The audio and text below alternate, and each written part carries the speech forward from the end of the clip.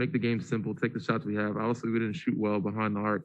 We shot well last game. You're not going to shoot well every night. You got to play defense. So can't allow the team to score 122 points. They had some X factor. Robin Lopez scoring 14 early or 12 early in the first half, ended up with 16. Gasper going 4 for 4. The big factor. NATO, they had a couple of their guys step up. So we're going to need the same from our group, especially at home if we don't have Joel. D-Lineham.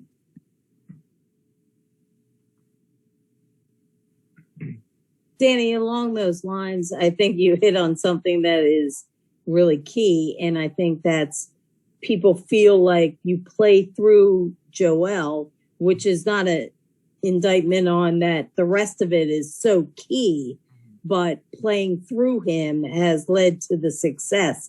So how much have you guys prepared? And I know he missed that 14-game stretch, but he's so critical to what you guys do. How much do you actually practice being something without that key piece? Like Ben said, it's obviously not easy, and we're going to need him to be the last team standing to win. But that doesn't mean we can't win this series or the next game, without him, or other games without him. We've had practice, we've had games, we've had throughout the season, we've had scenarios where we've had him gone for a month. So obviously he's a big part of what we do. He averages 30 and 10. It's a lot of points and rebounds missing, and a paint protector, shot blocker for us, and a double guy that draws double teams and gives us open shots.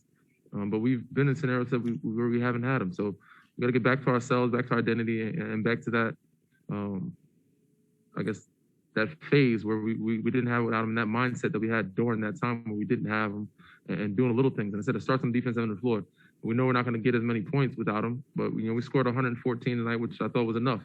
114, 120 is where we want to be, but we got to keep teams under 110. So, we got to start to our defensive, mindset. And Danny, along the lines of going back, I know you haven't experienced this, but you're going to have the ability to have a full house at the Wells Fargo. Mm-hmm. And I know there's Ben and Joel and Tobias could tell you that's a huge advantage. Can you imagine the advantage having home court? Listen, I've been on the other end of it, so I know exactly what it's like. I've been in that arena as an opposing team, so I know how hard it is to play in that arena. I'm looking forward to it, and no better timing than right now, where we need our fans at home, especially if we don't have a full healthy squad. But have us ready, prepared for going into the next game. Final question. We will go to Mike McGarry. Danny, what did you think of Washington's strategy with Ben in the fourth quarter there? And does that strategy have any impact on the rest of the team as well when they're doing that? They actually brought it out earlier than that. I thought it was interesting.